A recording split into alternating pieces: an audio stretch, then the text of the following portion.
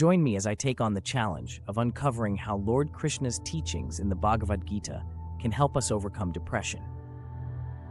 Lord Krishna's teachings in the Bhagavad Gita are a treasure trove of wisdom that can guide us through life's most difficult challenges. And one such challenge that many of us face today is depression.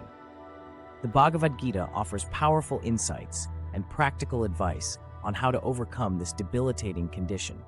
Depression is a feeling of emptiness, a sense of hopelessness that can be overwhelming. It's like being stuck in a never-ending darkness with no apparent way out. Many of us have been there at some point or the other in our lives. We feel like we're losing control, like we're drowning in a sea of negativity.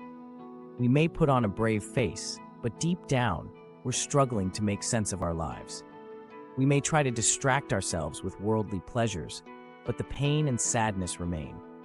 We may feel like we're all alone in this struggle, like no one understands what we're going through. We may feel like we're losers, unworthy of love and happiness. We may try to reach out to others, but they just don't get it. They tell us to snap out of it, to be strong, to focus on the positive. But it's not that easy. We're stuck, and we don't know how to get unstuck. The worst part is, we start to believe that this is all there is to life. We start to believe that we're destined to be unhappy, that we're just not cut out for this thing called life. We start to lose faith in ourselves, in others, and in the world around us. But is that really true? Is that really all there is to life?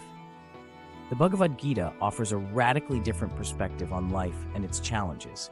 It tells us that our true nature is divine, that we are not our bodies or our minds, but eternal spirits trapped in a world of illusions. It tells us that our struggles are not unique to us, but are an intrinsic part of the human experience. It tells us that we are not alone, that there are those who have walked this path before us and have emerged victorious.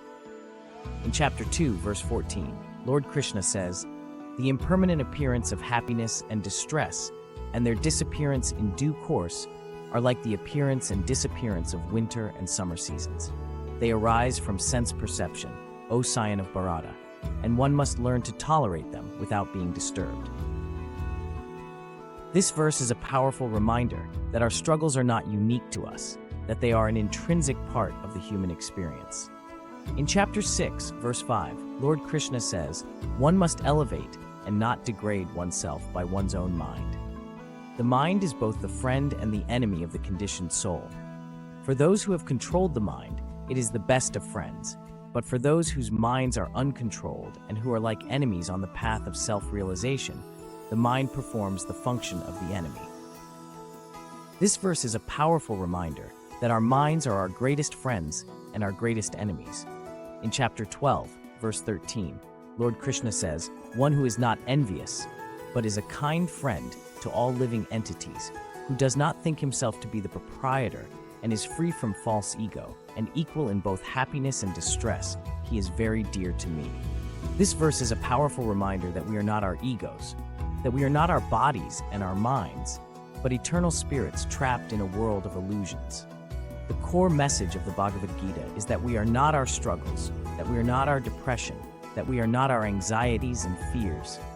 We are eternal spirits trapped in a world of illusions, and it is up to us to realize our true nature and live from that place of inner peace and resilience.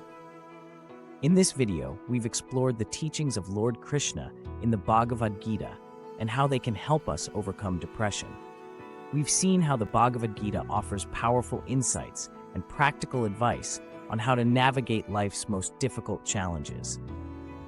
We've seen how the Bhagavad Gita can help us find inner peace and resilience in tough times. Thank you for watching this video. I'd love to hear your thoughts on this topic. Please share your comments below. And if you're interested in learning more about the Bhagavad Gita and its teachings, I recommend checking out our next video, where we'll be exploring the concept of self-realization in more detail.